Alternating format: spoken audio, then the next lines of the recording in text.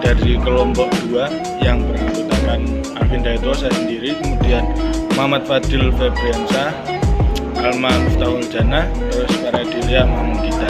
Di sini kami akan menjelaskan tentang beberapa poin, yakni tentang mengenai ideologi nasional, yang kedua Pancasila sebagai ideologi nasional, kemudian dinamika dan tantangan Pancasila sebagai ideologi negara, dan yang terakhir adalah peran Pancasila sebagai ideologi nasional.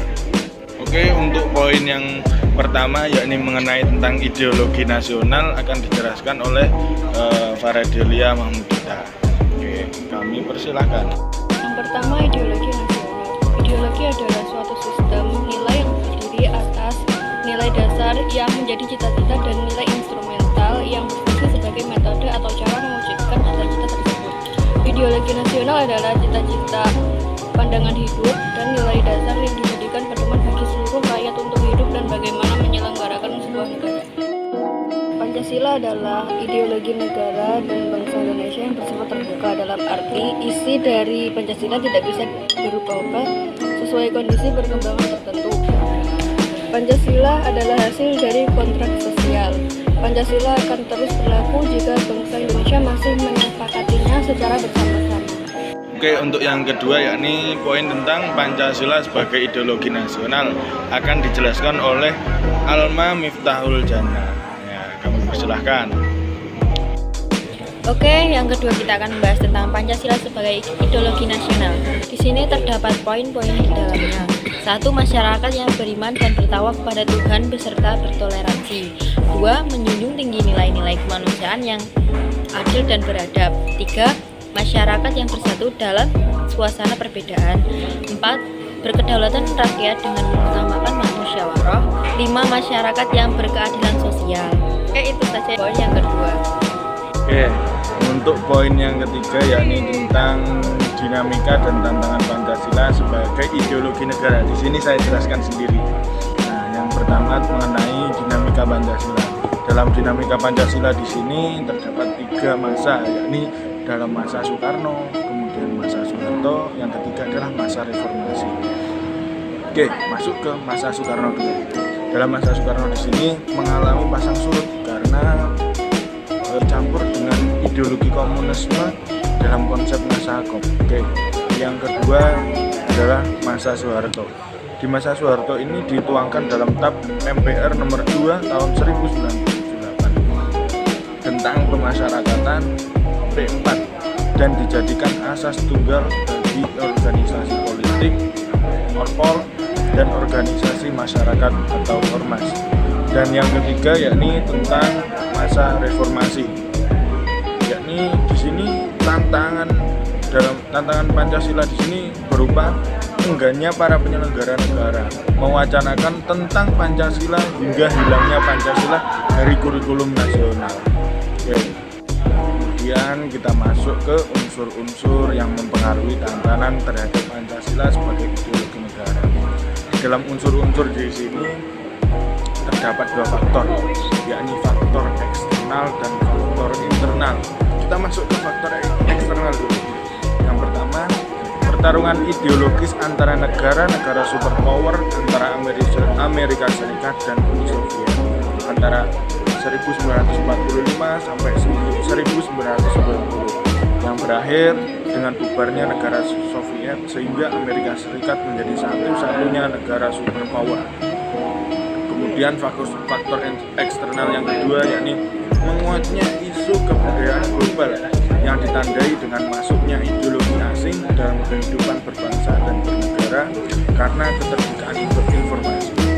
Selanjutnya yang ketiga yakni meningkatnya kebutuhan dunia sebagai akibat pertambahan penduduk dan kemajuan teknologi sehingga terjadi eksploitasi terhadap sumber daya alam secara masif. Nah, dampak dari konkretnya adalah kerusakan lingkungan seperti banjir, terus kebakaran hutan. Selanjutnya kita masuk ke faktor internal.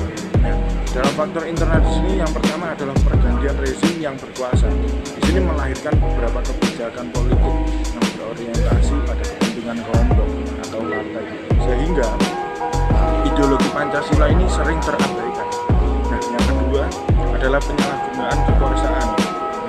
seperti halnya korupsi. Nah, di sini mengakibatnya rendahnya kepercayaan masyarakat terhadap rezim yang berkuasa, sehingga kepercayaan terhadap ideologi menurun drastis. Ketidakpercayaan terhadap partai politik atau parpol di sini juga berdampak terhadap ideologi negara. Oke, kita masuk ke tantangan. Nah, dalam tantangan dinamika Pancasila di sini terdapat dua yang kami rangkum, yakni radikalisme agama, yang kedua adalah radikalisme seluler. Nah, dalam radikalisme agama di sini terhadap gerakan yang ingin mengganti Pancasila dengan ideologi lain berbasiskan agama. Nah, yang kedua yakni radikalisme seluler. Nah, di sini terhadap paham yang ingin memisahkan Pancasila dari nilai-nilai agama. Kemudian kita masuk ke cara menghadapi tantangan tersebut. Dengan cara apa? Di sini kami merangkum menjadi 4. Pertama, sebagai generasi muda terbiasa mengimplementasikan nilai-nilai Pancasila dalam kehidupan sehari-hari. Yang kedua, penguasaan pendidikan Pancasila terhadap generasi-generasi milenial saat ini melalui institusi-institusi pendidikan yang ada di Indonesia. Kemudian nomor 3, yakni metode pendidikan digunakan dalam pendidikan Pancasila disesuaikan mengikuti perkembangan zaman yang sesuai dengan era sekarang dengan cara merevitalisasi cara belajar pendidikan Pancasila di sekolah maupun di kampus. Dan yang terakhir adalah menguatkan komitmen terhadap nilai-nilai perjanjian luhur bangsa Indonesia, yakni Pancasila, Undang-Undang 1945, PTI, NKRI, agar menjadi bangsa yang utuh. Oke, kemudian poin yang keempat yakni peran Pancasila sebagai ideologi bangsa. Di sini poin terakhir akan dijelaskan oleh Mas Fadil. Kami persilakan. Yang keempat adalah peran Pancasila sebagai ideologi bangsa. Peran Pancasila dalam kehidupan bangsa sehari-hari berfungsi sebagai dasar negara sekaligus menjadi ideologi persatuan bangsa.